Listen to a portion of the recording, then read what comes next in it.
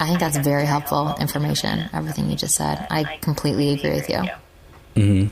All right, so let's talk about, deeper conversation and, should a guy, if he's in a bar or a nightclub, do you recommend that a guy kind of sits with a girl for a long, extended period of time? Or do you recommend that he kind of stays in the group? What's your take on that? It depends. Okay. So if there's a situation where you are totally hitting it off with a woman and there is a strong connection and you can feel it from both sides, all rules are kind of thrown out the window at that point for me. And it rarely happens, but usually that connection is based on passion. And so you're going to get what you want out of that night. But for men who have made a connection with a woman, I would get her to be away from the group, but then not let her be away from the group for too long. Maybe steer her back to her group and excuse yourself.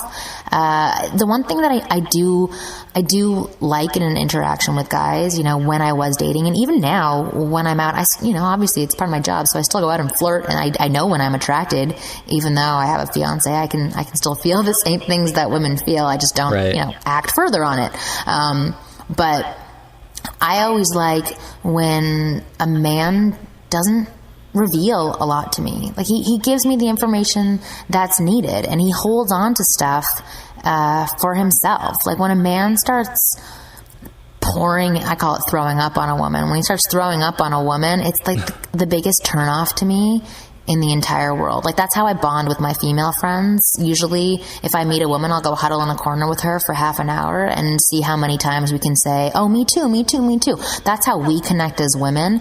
And that's what gets us to feel emotional about another person, but in like a really motherly, loving way as opposed to an attraction way.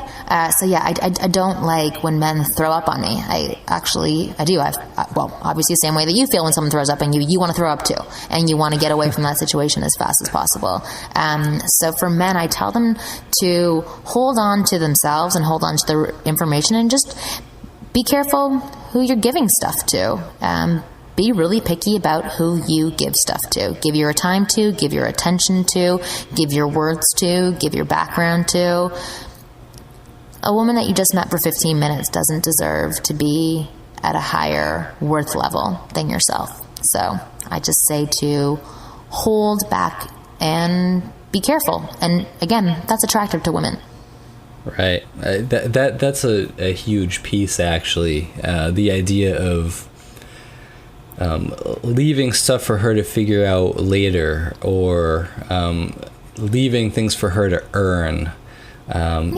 Many guys go up there and they just, if they think they have a good job or if they have like a really nice car, so if they want to get all this stuff out there really, really soon.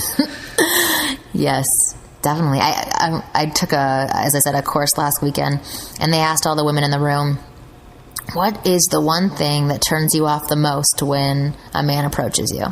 And so they went around the room asking each woman, and each woman listed things like when a man brags about himself, when he talks about how big his unit is, when he talks about how his car or his job, or, he's just like, it basically spells that you're insecure when you start speaking about all of that stuff, even though a lot of men want to get that information out there, because again, men are based in facts. So they believe that the richer, the stronger, and the more handsome they are, that those are the facts that women need to make the decision to be with them. But it's, again, complete opposite to that. Right. It's the man who doesn't reveal that he has a really nice car, who's pretty proud of his job, but doesn't need to brag about it. And women can feel that difference. So if you're saying something to get her attention and to get her approval, then don't say it. But if you're saying something for conversation because it's interesting and it's something that you're proud of in yourself, then they'll be attracted to it. And there is like a very thin line there. And once you can master that thin line, then you can have great success with women. Right. How about other mistakes? Like what, besides revealing too much too soon, what are some other mistakes that, either you've seen in clients or that guys have made trying to talk to you? What are mistakes that guys have made? Things that guys have made